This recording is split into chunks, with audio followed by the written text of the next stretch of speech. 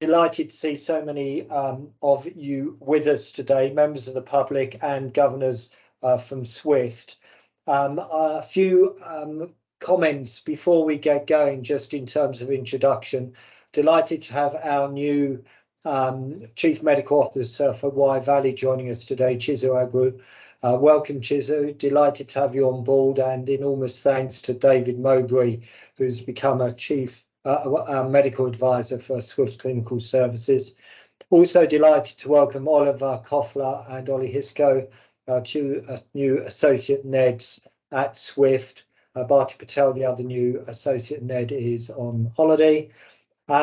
This is also will be a celebration a bit later of Glenn's 40th year in the NHS, but we will do that under any other business. It's also a month to celebrate certain things. The first is we obviously have Remembrance Sunday coming up, and we are proud to work so closely with veteran organisations across the Foundation Group, and I want to thank all of those veterans and their families for their enormous service over the years. And the veteran covenant we have in place is, I know, very important to all of our staff. It's also Diwali on the 4th of November, so looking forward to celebrate that with colleagues. We have White Ribbon Day at the end of November on the 25th. We have Transgender Awareness Week on November the 13th. We have UK Disability Month, which we celebrate from the 16th of November. And we have Islamophobia Awareness Month this month as well. So an awful lot going on in terms of our inclusion and equality and diversity agenda. So without further ado, with so many people being on the line, I will do my best to keep us all to order and to time. We've had a very interesting workshop this morning where we've discussed a couple of our big moves, the first of which is the carbon reduction work, which we are at the forefront of within the NHS, so we were briefed on that. We also talked about our Home First agenda, the really important work that goes on day in, day out on ensuring that our patients don't spend more time than they need to in hospital, because the evidence for hospital-acquired decline is really very strong. So really important work going on there. We had a session on our agency and locum reduction work, where we're starting to see progress. And we also were delighted to welcome Sir Tom Hughes-Hallett from the volunteering organisation. Thank you, Helpforce.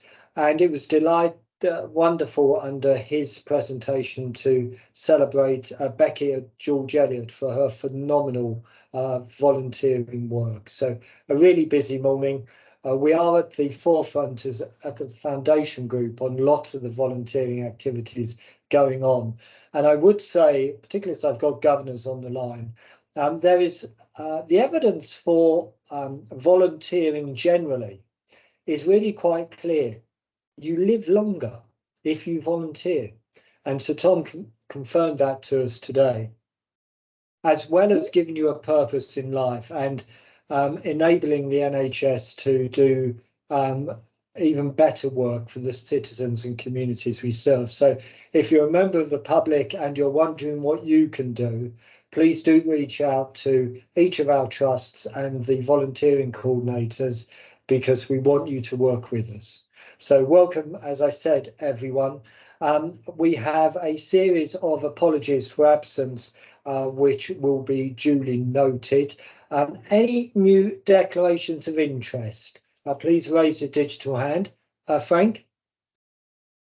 Yes, in the last week I've been appointed Chair of Community First Hereford and Worcester, which includes the Wellbeing and Recovery College in its activities. Thank you. That's fantastic news for them, Frank. Frank is standing down as the longest serving non-executive director in the NHS in December. He's been a phenomenal servant to us at Wye Valley. Frank, we can't thank you enough for all of your hard work, but we're delighted you're going to continue with one of our stakeholder partners in that work. So the minutes of the meeting held on the 2nd of August, the George Eliot minutes representing that meeting. If you're a George Eliot board director and you weren't happy with the accuracy of those minutes, could you please raise a digital hand? Okay, I can't see a digital hand raised, so I'll take those as an accurate record and will duly sign them. Thank you. The same minutes, but for Swift, if you weren't happy with the accuracy of those and you're a Swift board member, could you please raise a digital hand? I can't see a digital hand raised, so I'll take that and we'll sign Julie as chair of the Swift Board of Directors. And then similarly for the Wye Valley Board of Directors, if you don't think they were an accurate record, could you please raise a digital hand? I can't see a digital hand raised, so for the Wye Valley Board of Directors, I will duly sign them. We have on page 43 of our pack the matters arising, both of which. Sorry, Jane, your hand's gone up. It was for the matters arising. Okay, such enthusiasm, Jane. I know. I love the enthusiasm. So the first was on the performance report. Jane? Thanks, Russell. I think the update that's in the papers was sort of something that was half completed when Chelsea went unfortunately was off sick.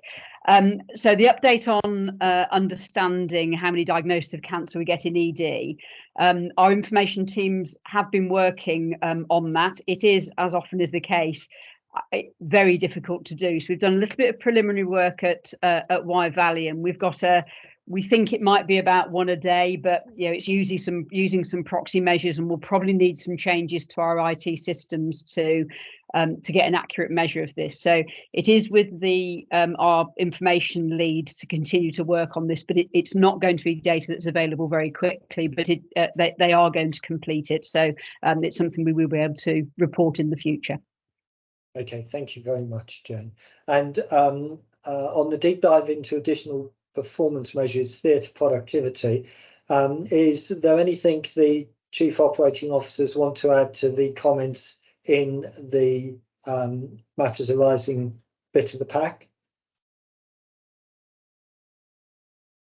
Silence is a virtue. Okay, I'll take that, Julie, as read, and we look forward to that coming back to us in due course. Are there any matters arising the colleagues feel I have missed? Could you please raise a digital hand? Okay, so I've updated on the workshop this morning. Glenn, is there anything you want to add to that update? No, you went through it all thoroughly well, Chairman. But I mean, I think it kind of reinforced for me the opportunity that is there across the group for sharing some of the great practice that is going on, particularly the carbon reduction big move. In all four trusts, there's some action underway and a lot of engagement with lots of different disciplines and staff that mean that we're looking at this from all angles, which is really good. I think the Home First session was enlightening. I think, as you pointed out, there's probably a bit more for us to do around clarity of our digital priorities to support that work. And there's also some great progress on agency and locum controls, again, and some learning between the trusts as to how we can improve on that. Yeah, thank you, Glenn. Any questions from colleagues to Glenn and I on the workshop? I think all of you were there. Okay, well, and as Jane mentioned, and apologies, I didn't. Glenn and I's PA at Chelsea Island has been unwell for a number of weeks. So Chelsea, if you are watching this meeting, we all wish you a speedy recovery and hope you feel better soon. So we'll move on then to the performance review and updates part, and the Foundation Group performance reports. Over to my MDs. Who's leading off on this? I think I'm starting, Russell. and then handing over to colleagues. So 3 things that I wanted to highlight from a Wye Valley point of view, something to celebrate, something I think we're watching closely, and then lastly, something that we're worried about. So in terms of celebration, I think in terms of our elective work, we have topped the region for the last 3 months now in our value weighted activity. So we're delivering between 115 and 120% of what we were delivering in 2019-20 before COVID. And so that's something that we want to celebrate, but we do know that our theatre productivity isn't where it needs to be. So we've still got a big opportunity to either do more within the resources we've got, or to reduce the cost of delivery what we're already delivering. One that we're watching is the 28-day faster diagnosis standard. We are on trajectory for where we expected to be at this time of year. But our progress has stalled for a number of reasons. But the one we're probably most worried about is how long it takes to get a diagnosis from a sample through our histopathologists. We've got a number of vacancies at Wye Valley, and although we've got a patchwork of outsourcing and mutual aid, that's given us some very long turnaround times to get the results back for diagnosis, and so that extends the waiting times for patients, A, to get a diagnosis, and B, to get their treatment. There is a real opportunity here for across the group for us to, I think, really lead the way on a networked histopathology and make sure we've got really good turnaround times for all of our patients across the group, and one for our CMOs to lead on. And then the last thing is, I guess, what we're most worried about, which is our urgent care performance. So our type 1 performance is generally around the middle of the pack in the regional performance, but nowhere near where it needs to be. Big driver of that is a deterioration in medically fit for discharge patients who are delayed in hospital. We've got a big opportunity around the recent delegation of the Better Care Fund. So the way that we will have ownership in Herefordshire about how we use the resources we've got, particularly to drive improvement on our discharge to assess pathways.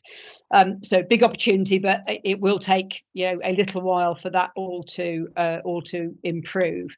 And then on top of that, still more we can do with virtual ward. We've gone live today with Docabo, so that so we're able to monitor patients' vital signs and remotely, and surgical aesthetic that's coming into place this month. So quite a lot still to improve, but that is my worry area in terms of our urgent care performance and the number of boarding patients we have today, and we haven't really hit winter yet, so it is an area for concern.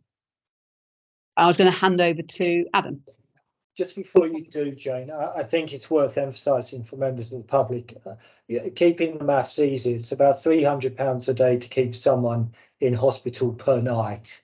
If they're ready to go home but need a domiciliary care package, it would cost about £50 a day for a domiciliary care package. So as Jane says, even if we're doing our best job possible on Home First, and we know we can improve, without the support of social care and domiciliary care providers in particular, and having capacity there is a significant net loss to the taxpayer of about £250 a day, where someone who could be cared for at home with domiciliary care is having to stay in hospital. So what Jane is saying there is not just an issue of hospital acquired decline for the patient, it's also a loss to the taxpayer. Any questions to Jane before we move on? Please do use the chat box, director colleagues, so that Jane can answer them as we go along. Nicola's just quickly asking, breast cancer related 28-day stats show as particularly low for Wye. Is there any specific reason, Jane? Histopathology. Our histopathologist on site who used to do those testings has retired, and so we've got a number of areas that are helping us with that, with those tests, and it's just taking much longer than it used to. So that's been a deteriorating position. So as I say, it's a big opportunity for the group to really improve histopathology by networking it across the group in a way that, as I say, we've got mutual aid at the moment, but that's not quite the same as a fully formed network where we understand the pathways and we've got the same turnaround times for everybody. Super, thank you, Jane. Okay, we'll move on then, and I think you said Adam's up next, didn't you? Thank you, Russell. So I am also going to start by talking about emergency performance.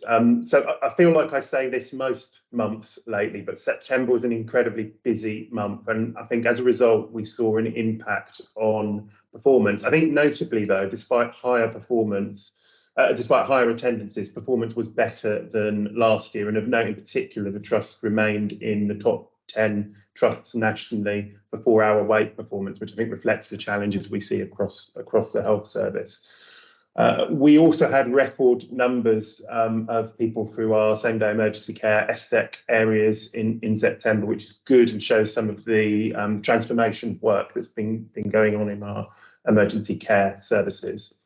One of the areas really impacting us, though, that I do want to highlight here is the numbers being conveyed to us through intelligent conveyancing by West Midlands Ambulance Service.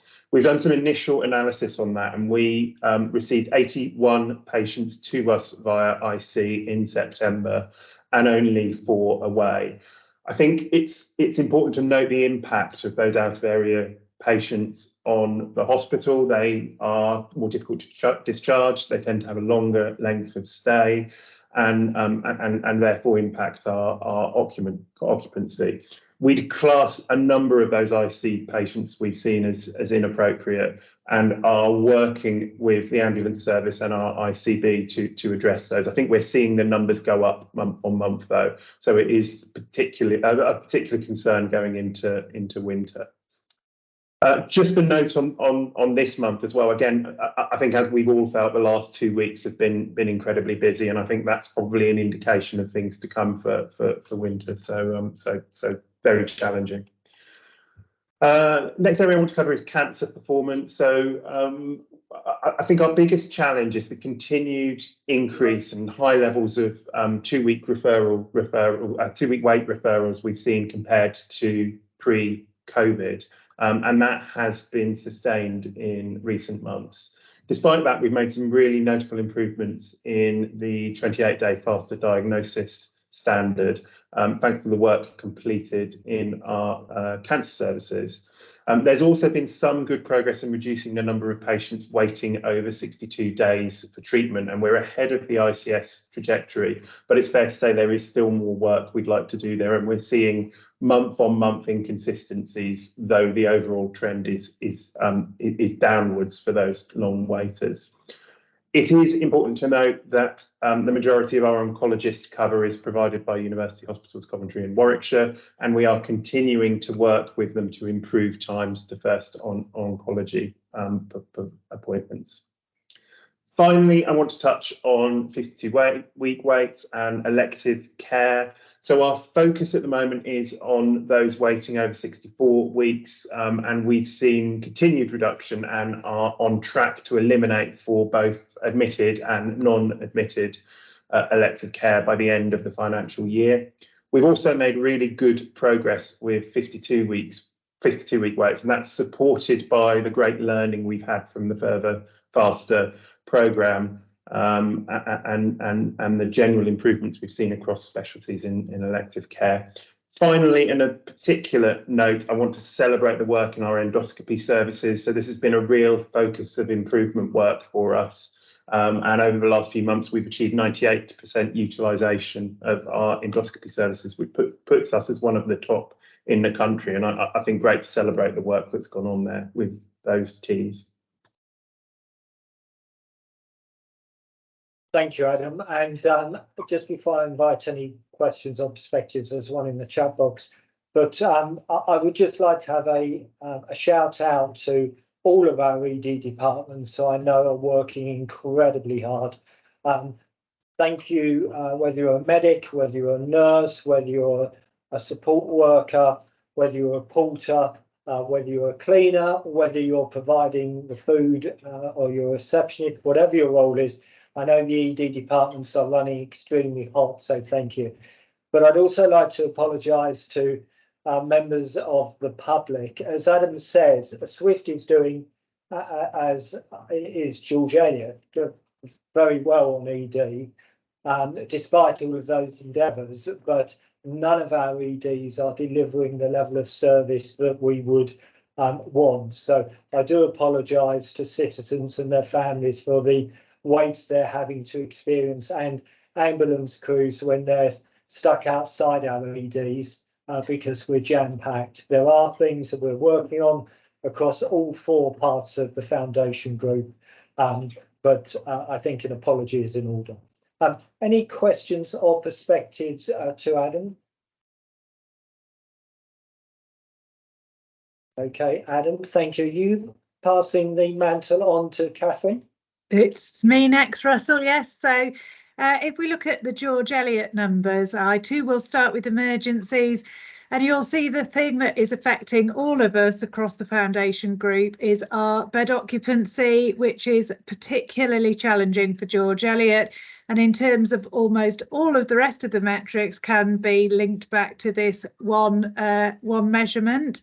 So we are seeing we've had to open some extra capacity. We've got patients boarding on wards, so an additional patient on wards at times when we need to safely keep our emergency department flowing.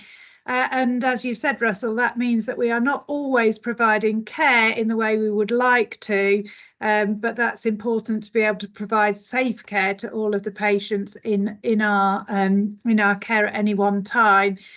That means that our 4-hour performance has improved a little bit from August, but not where we would want it to be. We are still managing to perform well in terms of ambulances, low numbers of ambulance waiting over the hour, but we've seen the number of ambulances waiting between 30 and 60 minutes increase for us, which is something that we really don't feel comfortable about and would like to get our patients arriving by ambulance into the department as soon as possible. In terms of staff sickness, that remains high for us. We're doing a lot of work around staff well-being. We're doing a lot of work with individuals about managing sickness levels. But that is an area that will be an ongoing focus for us. In terms of cancer, whilst the figure of 70% for the faster diagnosis standard is where we predicted we would be in year, we are predicting that that might deteriorate in the coming months. There's 2 real reasons for this. I think one is some fragility around our urology service in terms of a member of staff leaving, a consultant member of staff leaving.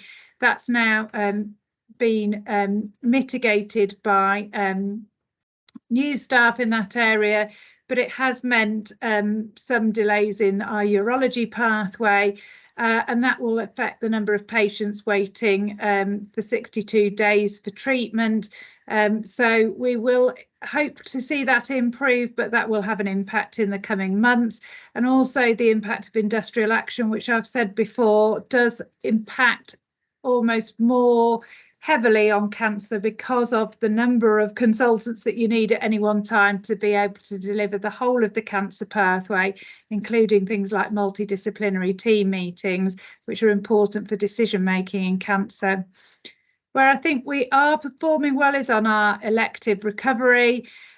We continue to have very low numbers of patients waiting over 65 weeks for treatment. We have seen an increase this month in patients waiting over 52 weeks, but we remain focused on trying to treat our long waiters and are providing mutual aid to patients in gynecology from UHCW.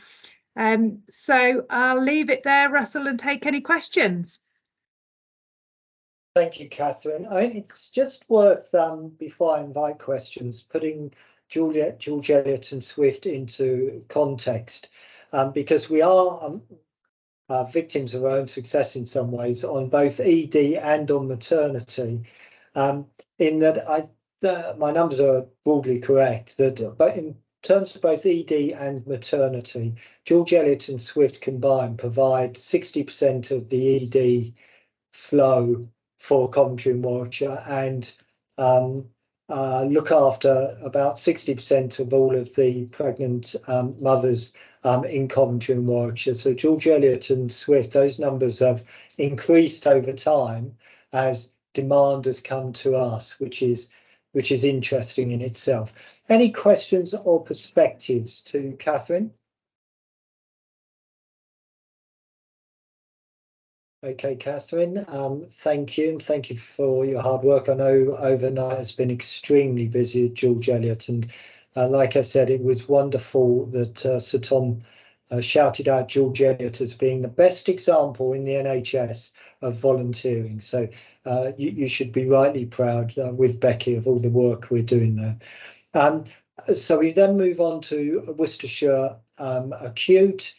Stephen Coleman joins us next Monday, but until he does, we're going to get an update, I think, from Helen Lancaster. Helen? No, I think it's Glenn. Yeah. Okay, Helen, I thought that was a slightly deep voice for you, Helen. Glenn? Yeah, it's me. I'm the understudy. The managing directors have a WhatsApp group, which they've excluded me from, so I won't be as polished as them, but I'm pleased to say that Stephen will be joining that WhatsApp group from next week. Also, actually, just to say thank you to Damien Rogers, who coordinates this dashboard across the group, and to the Worcestershire Acute team to get our data alongside all of the others in this format. There's still one or two gaps in there, but otherwise it's great to see all 4 trusts in the group being compared in this way. And it does really help us to get to the heart of some of the performance issues and opportunities. I'm going to talk a little bit about urgent care first. The trust is a tier 2 level of performance monitoring, which means that we're getting a degree of regional scrutiny on our performance, and it does need to improve from a 4-hour standard perspective, particularly on type 1 performance, but also the ambulance handover delays. So 57.3% on the 30-minute handover delay compared to elsewhere in the group where we're in the 90s. So that's a great area of focus. What's interesting when you look at this in slightly more detail and you go on a site-by-site basis is that the 17 years I've been here at Swift, and the activity has doubled in that time. If you look at the individual sites, Warwick's the busiest site across the group in terms of A&E attendance, then George Eliot and Wye Valley quite close to each other. Worcester Acute, Worcester Royal is 4th, and Georgia and the Alex is 5th. So it helps to demonstrate that this is about flow when you look at the fact that actually we've just opened a fantastic new ED department at Worcester Royal, which we're really pleased to see in operation. It's actually the biggest footfall A&E department of all of those I've just quoted. So the way we're going to tackle improvement in handover times is through flow rather than through having bigger departments in the future. And I think one of the indicators of how we could do a little bit better on that is when you look at the SDEC volumes. So Worcestershire Acute, 37.8%. Elsewhere in the group, we're getting into the mid-40s. So I think there's an opportunity there for us to look at how we could do more SDEC. Positively, mortality is in the as expected range.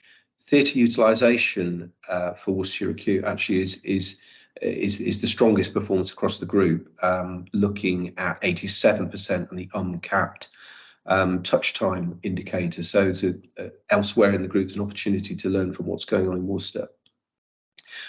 Sickness absence is the highest in the group, though, at 5.7%. Cancer performance is generally on the improvement trajectory, although we were a significant outlier a year ago. So the 62-day waits are still longer than we'd want them to be, although the 2-week waits and the faster diagnostic standards are where they need to be in terms of plan. So that's an indication, hopefully, that the further pathways will lead to further improvement in the future. And the only one I wanted to wrap up with was the 52-week elective waiting time. Whilst we've been removed from tier 2 monitoring on that, so that's a good sign. So we're doing better on our elective performance. Our RTT weights of 49% and a worrying increase in the 52-week wait numbers means that we still need to focus on that. Positively, though, In the last month, we've also opened the additional theatres at the Alex, which will give us additional capacity moving forward. There's one or two gaps elsewhere in the dashboard, particularly around areas like criteria to reside, and we will be focusing on those, particularly looking at some of the results from our recent point prevalence study. So that's all I wanted to highlight, so happy to take any questions. Thank you, Glenn. Just whilst you're on, it might just be worth for everyone you giving an overview of the 10-point plan that's been put in place for Worcestershire Acute. Yeah, and I won't go through all the 10 points in it, but the main focus that would relate to what I've just discussed is the emphasis on flow and the need to improve processes within the hospital and within medical specialties particularly. And generally there's a really well functioning ED, and say it's in a new department, but a lot of ED activity is still contained around the front door. There's a need to pull patients into the right specialties as early as possible, and then to ensure that when they're in those specialty beds that their care is delivered as quickly as possible and we get them home. The other bit we're emphasising, we talked about this quite a bit this morning at workshop, is that route out of the hospital is best if it's home first. And there's an opportunity identified in the 10-point plan for us to have more home first discharges, and also to have more discharges that are supported through our community services that we work with our partner trust on. So those are really important parts of emphasis. And then also there's some elements in there around improving our approach to staff, improving things like car parking to ensure that we can improve on the sickness absence levels and the recruitment position for the organisation, and then a focus on simplifying our approach to improvement. Elsewhere in the group, we use a common approach to improvement. The approach that we use at Worcestershire Acute is a good one. It works, but there's an opportunity to simplify that and to ensure that we have as many people as possible trained in those improvement methodologies, and that they're responsive to some of our immediate issues, so particularly improving flow, for example. So that those are a number of the issues in the 10-point plan. Thank you, Glenn. Just for members of the public and maybe members of the staff, car parking is a genuine issue on the site. Certainly what I found quite helpful was the realisation that Worcester County Council, who have their head offices just on the opposite side of the park, so just a 5-minute walk from the hospital, very kindly keep their barriers up. So I couldn't possibly recommend, but I do hear lots of people park over on that side of the park and walk through the park to get to the site. It's certainly a far easier place to park, apparently, but I couldn't possibly comment. Any questions or perspectives to Glenn on Stephen's behalf? Please raise a digital hand.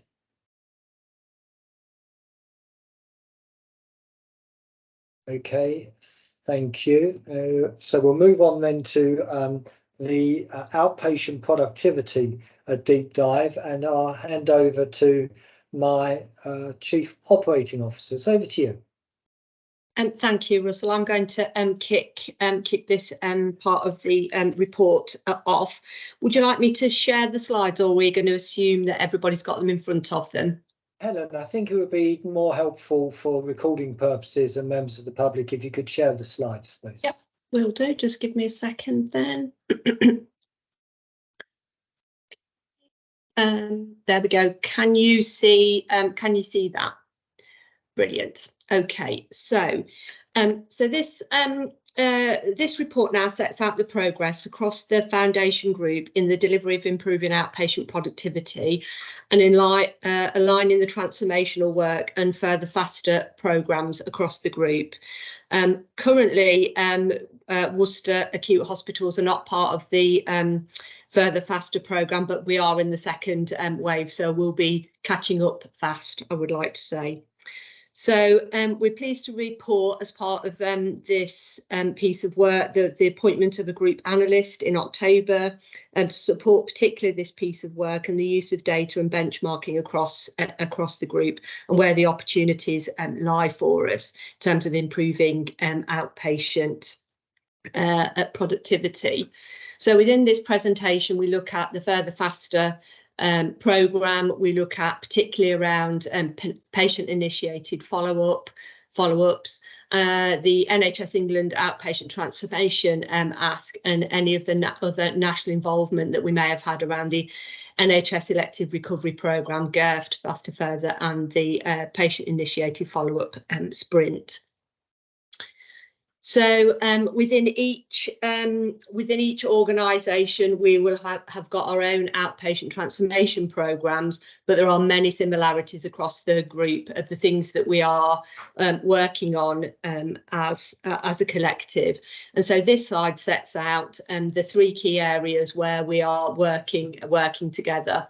So in terms of improving communication to our patients, and I'm sure we've talked about this many times here within the group, how this is absolutely key to keeping all of our patients informed of their progress, where they are in terms of their weights, and the things that they can do in terms of how we manage the reminders, how we manage our information, and when patients need to go in terms of getting that information while they're waiting for their appointment. The use of technology to support the improvements we want to make around productivity, and obviously we've talked about technology this morning in terms of Home First. So this is how we use technology across the whole of our programmes around transformation, and then also sets out the specialty deep dives and the service reviews that have been done across the group. So I'm just going to take 2 slides on performance, and then I'm going to hand over to Andrew, and then we'll hand over to our colleagues in each of the organisations. And so just wanted to look at highlight the waiting list position for each of the organisations. And so what we do know is that we've all seen the waiting list increase over the last 12 months, and we know that there are a number of factors that are addressing that. So that's mainly around the underlying demand built up post-COVID, particularly for acute services, the growing follow-up backlog for both RTT and non-RTT patients, the significant impact that we've seen as a result of the industrial action, and then also that impact that we just talked about a minute ago around the ongoing emergency pressures and what we see at the front door, and how that potentially displaces some of the elective activity. So we can see across in the charts on the right hand side, each organisation set out, and that gradual increase across the waiting list position, with the exception of Worcester, where we start to see a slight decrease in the number of patients that are on the waiting list. This slide also sets out the number of actions that we are taking around validating the waiting list, making sure we're text messaging patients so that they know where they are when their appointments, and preempting that appointment so that it's not a surprise.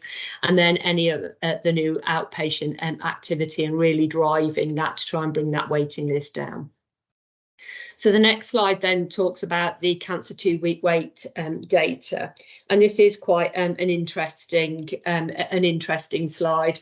So across the group, we've seen significant increase in our 2-week wait referrals across every organisation, but that has been slightly different across some of the specialties. So you'll see that whilst there is some commonality in a couple of trusts, actually it's across a number of specialties. But what we have seen is the patterns of referral are very, very similar. So if you can see the shape of the graphs, they look quite similar. So the discussion that we have been having is that, can we do much more around this predictive piece around our 2-week waits, and can we look at how we might be able to predict particular areas where we're starting to see those surges? If you look at the pattern, you can see it's at certain points of the year. So that's one of the next pieces that we're going to do in terms of deep diving into that, and having a look whether we can really get to grips with that 2-week wait referral pattern, and then start to look at what that means for the rest of the pathway, particularly around cancers. I think what I will do now, Russell, is hand over to Andy, and he's going to take us through the next 4 slides, but I'll control the slides so I can flip through. Thank you, Helen. Thanks, Helen. If you could just move down to the next slide on PIFU, please. So patient-initiated follow-ups, that's a patient-led activation of the follow-up appointment that is based on their symptoms and individual circumstances.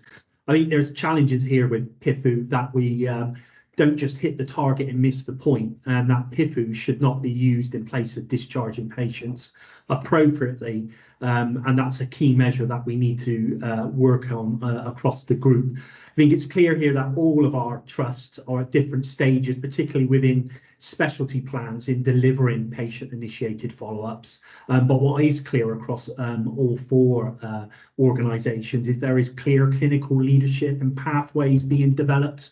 Now, as Helen has already mentioned, Wye Valley, George Eliot and Swift are all part of the Faster Further programme and have various playbooks in place, looking at best practice across the 28 trusts that are involved in the Faster Further programme, and benchmarking and using the average and mean and looking at case studies across patient-initiated follow-up is key to us working as a group.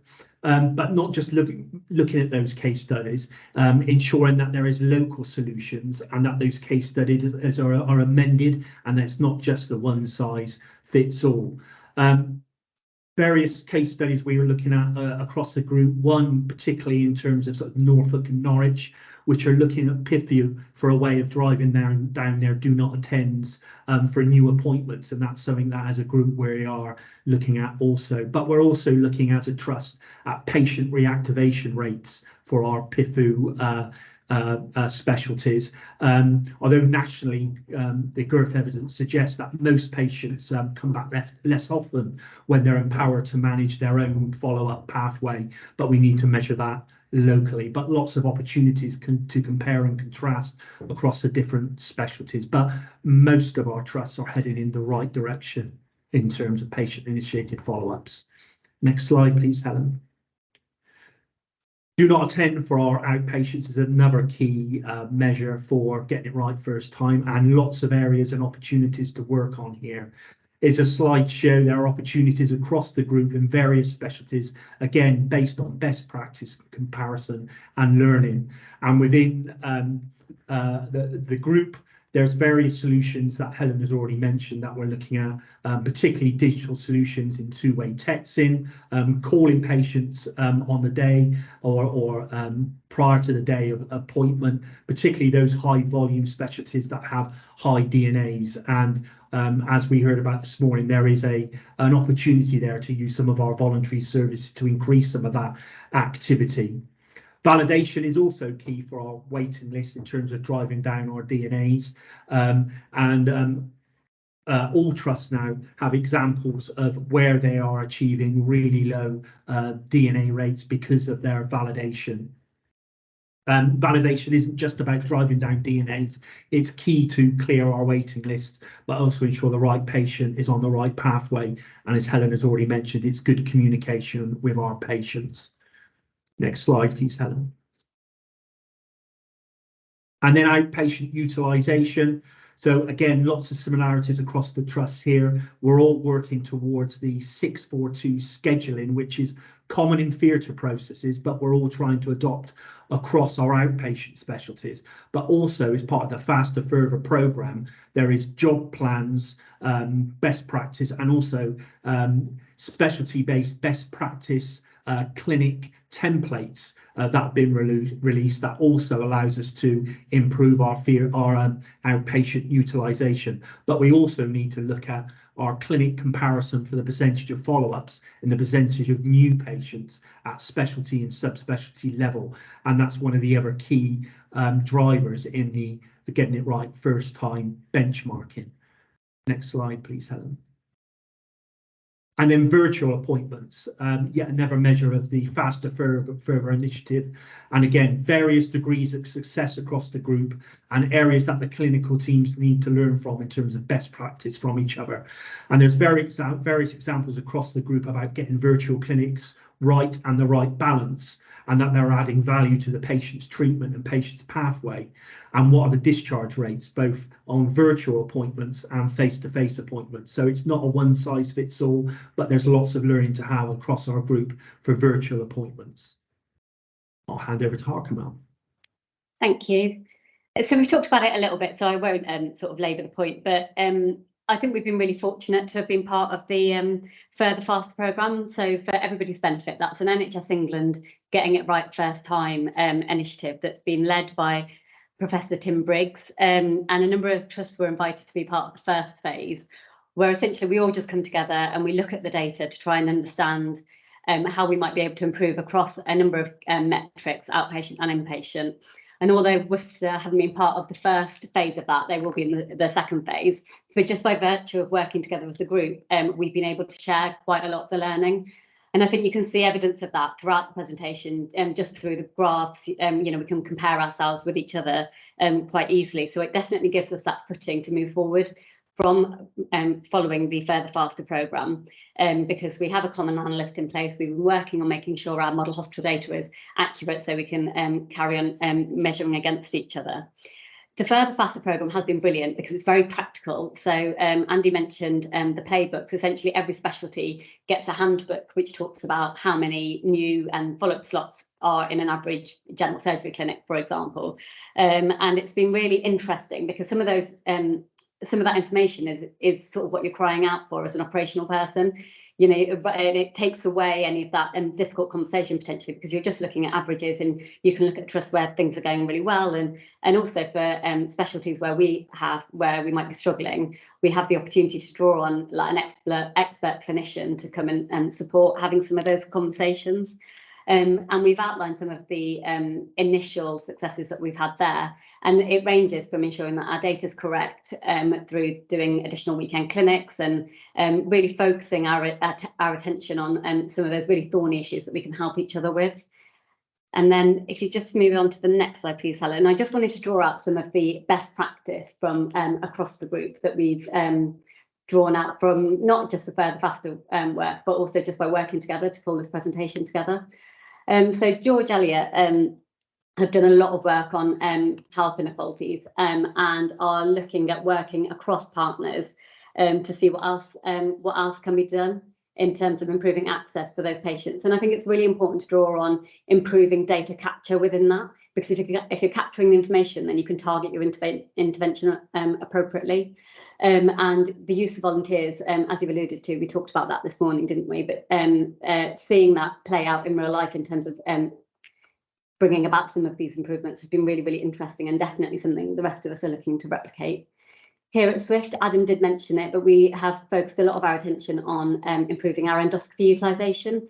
And we've been working really hard on that over the past 4 months. And I'm really proud to say that we've become one of the best in terms of endoscopy utilisation nationally. So we're already working to share what the approach that we took and some of the learning that we've had from that. Y-Valley have talked us through a really comprehensive approach of validation.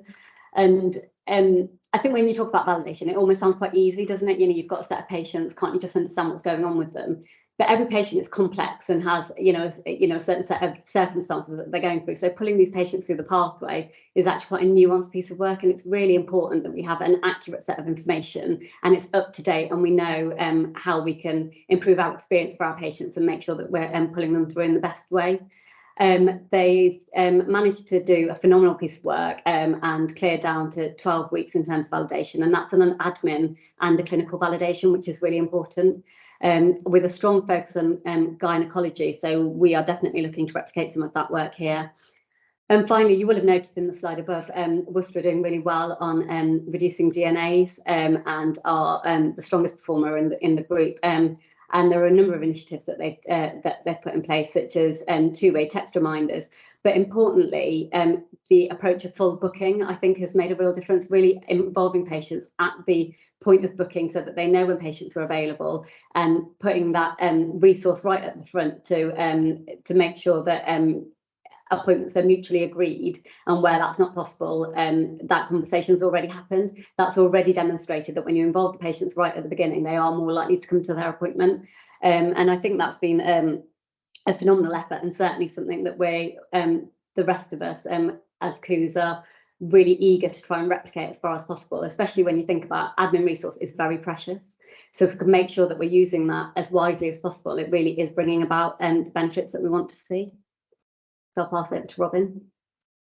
Yeah, thanks, Harkamal. So as with all of this, we recognise that the working across the group has been extremely beneficial, but we also recognise there's commonality in the task ahead, but commonality in the challenges that we also face in delivery of all of this. And these aren't in any particular priority order, but obviously there'll be a few common themes there that have already been mentioned as part of our current performance impact, and likewise and impacting on our ability to deliver some of those changes that we also eagerly want to deliver. Things like industrial action and the impact of emergency pressures, we're all very familiar with, and the impact of those on our outpatient services sometimes is pushed to the background. But for those patients waiting for those outpatient procedures or outpatient appointments, it's a really real situation, which obviously we aim to minimise.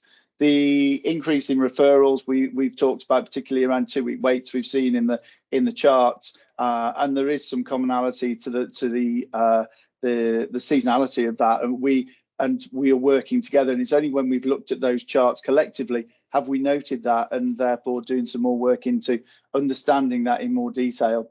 And likewise, there are other things that I'm not going to go through each individual point, but just pulling out particularly workforce availability, which we know going through the winter is always a challenge, as we also open surge capacity areas, and we're stretching our services to the max. So again, to continue the improvements and deliver on the actions that we've already identified, then that does have a key present us with a key challenge.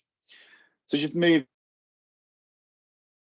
final slide in the pack, just to collectively what we're doing together. So underline this principle that we're all working hard together in order to make these improvements and learn from each other.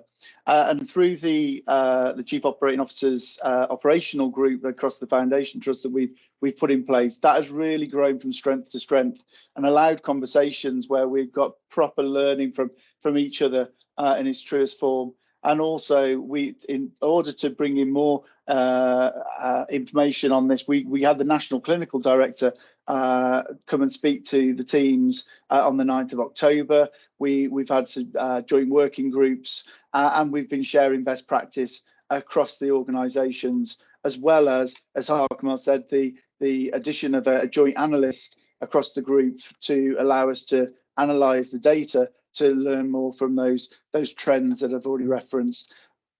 We've learned from other trusts and further faster, and Norfolk and Norwich has stood out as an organisation that's done some really proactive work in this area that we are also linking in with Worcester colleagues as well, and bringing them into those conversations so that we can all learn at the same pace.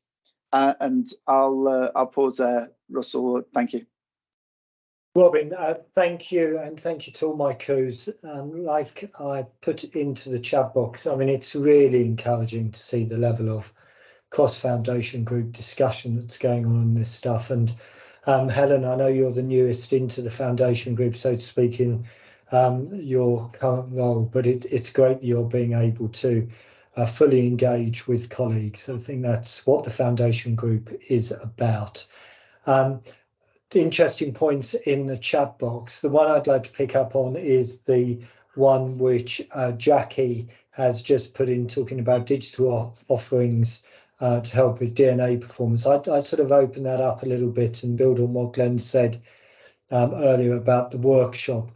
I really do want us to find digital solutions to things that help improve productivity, but I want similar, if not identical, digital solutions across the foundation groups rather than different approaches, so that we are able to truly have conformity and therefore economies of scale across our foundation group. So I do think this whole picking up the pace on our digital offerings to help us go faster, go further is very important. Any other questions or perspectives to our COOs? Glenn? Yeah, thanks, Russell. I completely agree. It's good to see the joint working. I think within some of those headline figures for each trust as well will be quite a lot of variation between specialties and between clinicians. So I think it's that understanding that variation that certainly brings the improvement.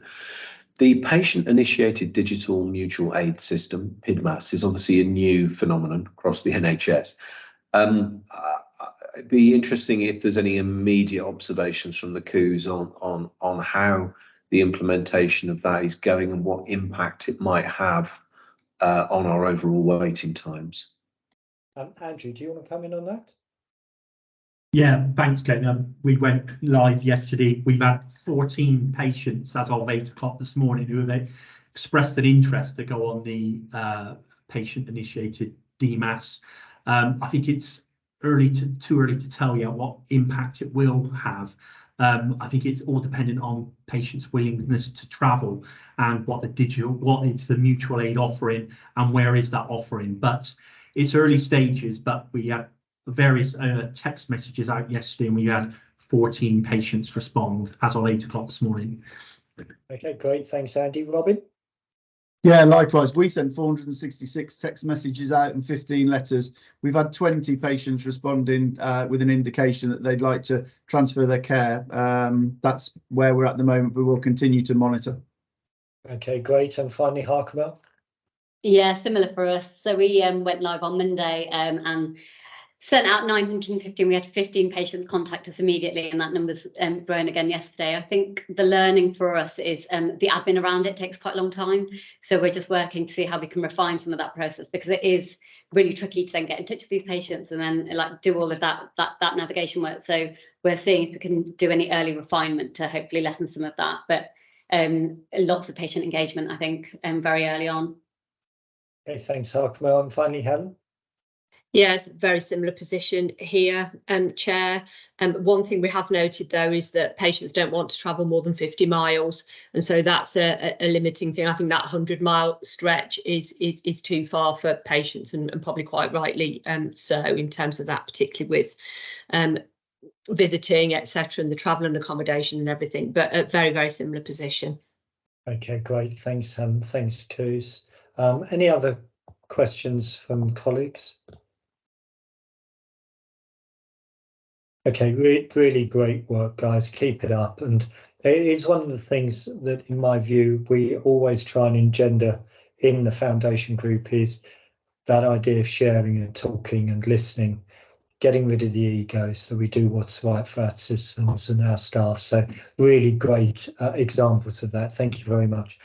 So we move on to, I think we've got one item for approval, which is the Foundation Group Board's calendar of meetings, which is on page 85 of my pack. It's either 83 or 85, which shows the various different dates of the meeting. The 1st of May, the 7th of August, the 6th of November, and going into 2025, the 5th of February. With Sarah Collette, we do have a meeting, though. I know this is the 24-25 calendar, but we obviously do have one more meeting before the end of this year, don't we? We do, Russell, and that's on the 7th of February. Looking forward to it. Thank you. So any questions on those meetings for 24-25? If you're not happy to approve them, could you raise a digital hand? Duly approved. Thank you, Sarah, for putting it together. So our next item is an item for information, which is the Gender Pay Gap Annual Report. So over to my Chief People Officers. I'm not sure who's leading from this. So I'm going to do a short introduction and hand over to Gertie. We've pulled together a summary table rather than share the whole slide deck, if that's okay. So just going to take the information as read that we provided ahead of the meeting. I'll just do a brief rationale of why this reporting is really critical for all the organisations. And then we've got some work that we're doing to improve our position. So organisations with 250 or more employees are mandated by the government to report annually on their gender pay gap. And that's under the Equality Act 2010 and the regulations in 2017.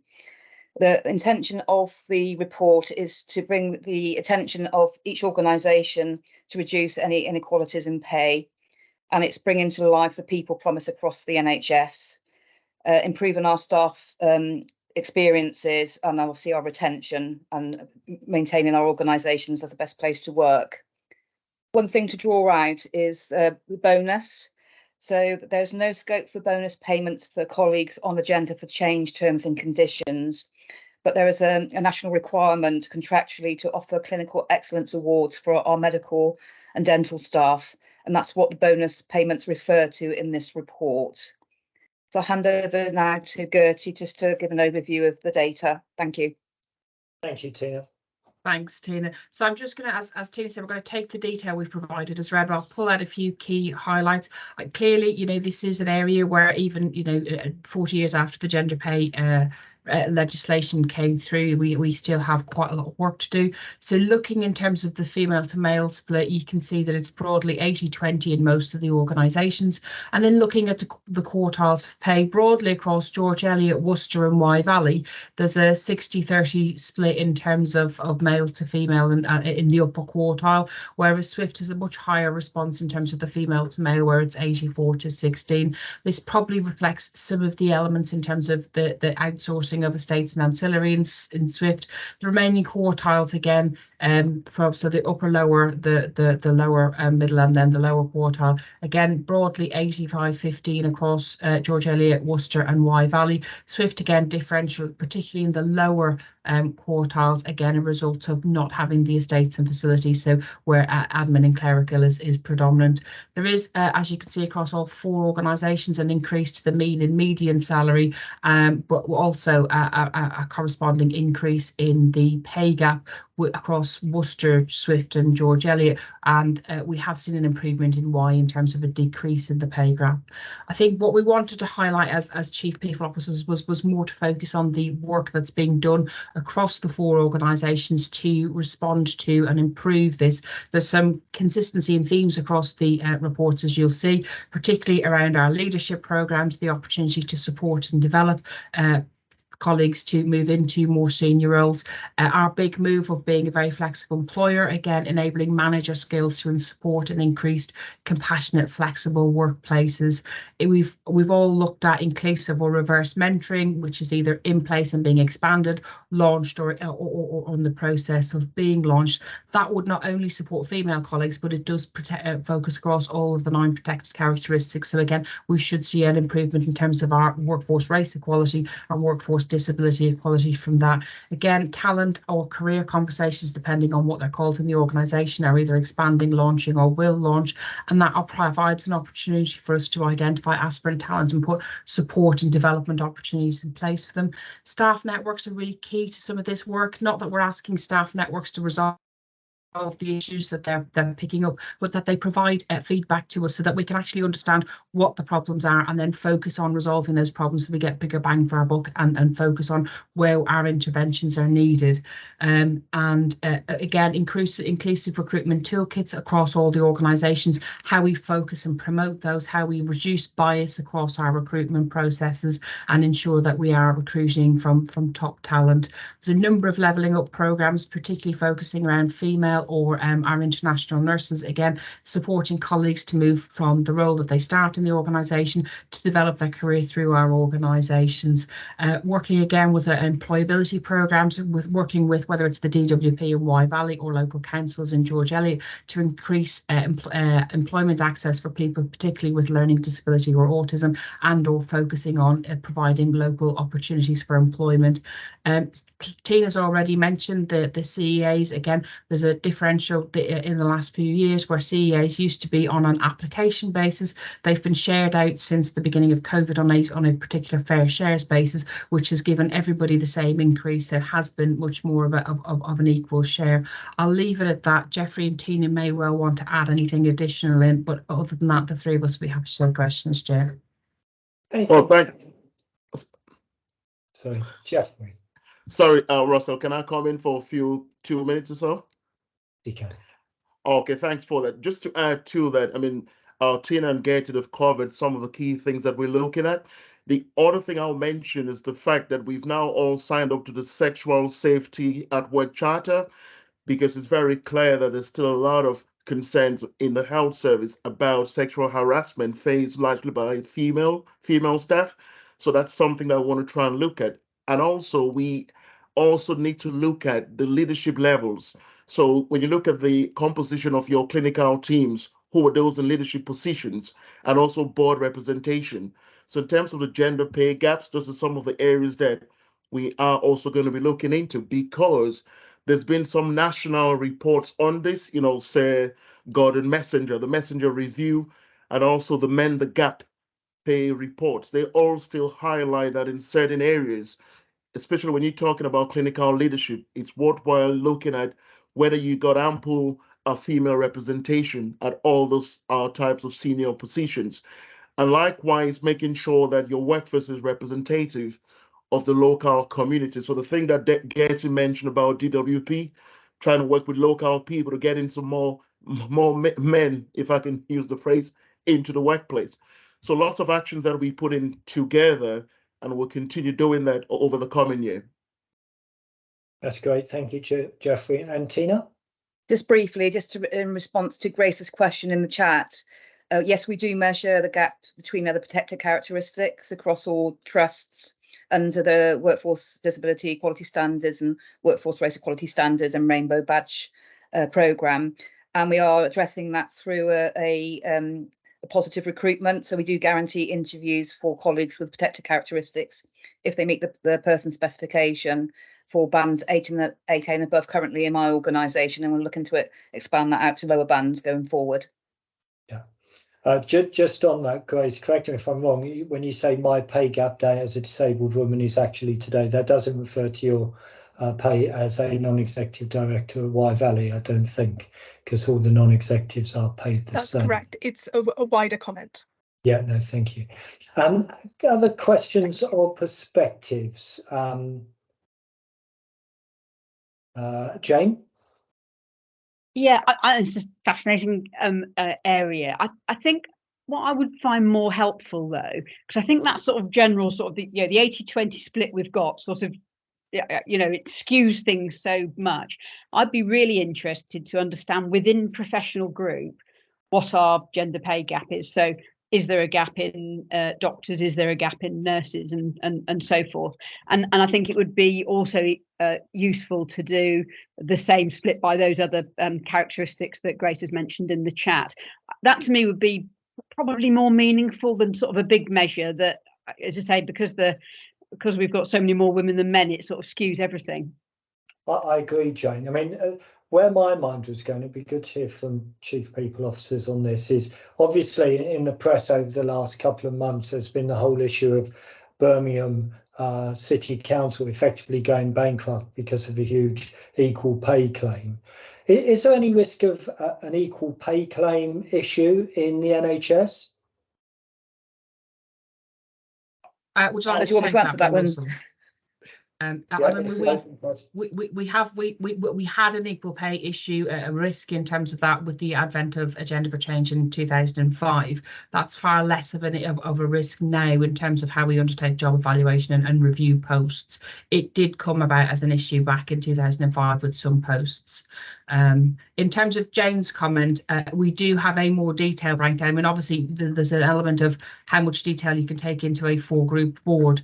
There is a much more detailed breakdown in each organisation, Jane, particularly when I can speak for Swift and George Eliot, and we do that breakdown in terms of different protected characteristics, different genders, different staff groups, so that you can see that. Yeah, no, I think in some ways, Gertie, if I can ask the chief people officers to take it away, because I think Jane makes a really important point. I would be deeply worried if on a like-for-like job basis, one of my doctors, one of my nurses, one of my porters, one of my cleaners was being paid less because they were women for an equivalent role. Or, going back to Grace's point, if they were being paid less because they had a disability, or if because they were a person of colour or from a BAME background. So I think the granularity is important on this issue. And I know it goes beyond the gender issue. But I think it is that sort of like for like comparison, if you get my point, which it would be good to understand that. Maybe we take that into individual boards as we can't do it now. Glenn? Yeah, it's an important distinction, isn't it? And as you say, the local authority issue was a equal pay claim, and indeed in the past in the NHS there have been equal pay claims. Agenda for Change, when it came in, was aimed at addressing those issues, and it was a very thorough process when Agenda for Change came in. I know there were views about whether certain disciplines did better out of it or worse out of it. But so what the data now exposes in the NHS, I feel, is the equality issues relating to progression, relating to supporting training, relating to providing flexible working opportunities. So and that's where this takes me in terms of where are our opportunities for improvement. No, great, I agree. Thank you, Glenn. Any other comments from colleagues? Okay, thank you. Chief People Officers, always sounds a bit of a mouthful, Chief People Officers. I'm going to move the agenda around slightly and go straight to questions from members of the public or SWIFT governors. If you want to raise a digital hand now, please do so.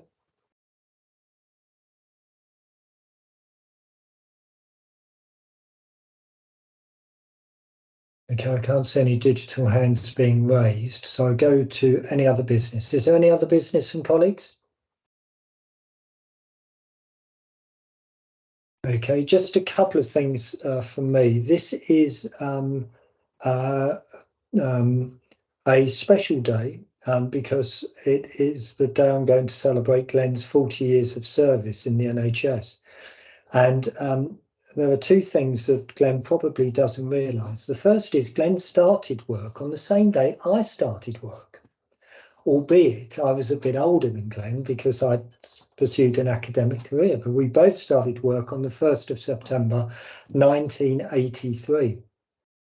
The second thing that Glenn may have forgotten is the first time I met Glenn, he basically blanked me on a train. I was going down to, I was chair of Robert Jones and Agnes Hunt at that point, and I was going down to a meeting of chairs and chief executives from Warwick Parkway, and on the train south on the famous Chiltern lines, I bumped into Graham Murrell, who at that time was chairman of SWIFT, and he wanted to introduce me to his new chief executive who'd just sort of taken over the role full time.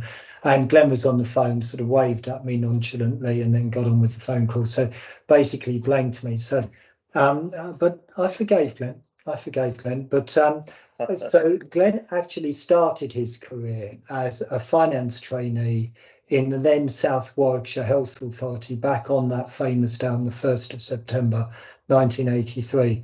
Between 86 and 92, he worked across a number of roles and also worked over in the West Birmingham Health Authority.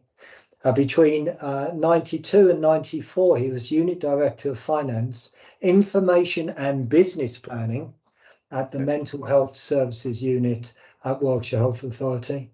In 1994 to 97, he became Director of Finance there, and then in 97 moved over to become General Manager for Special Services Directorate at UHCW. And that's where the real hunger for power started, I think, with Glenn, was when he went to UHCW.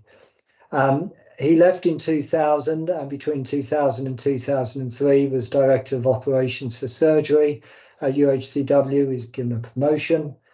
And then between February 2003 and October 2006, he was Deputy Chief Executive at Worcestershire Acute.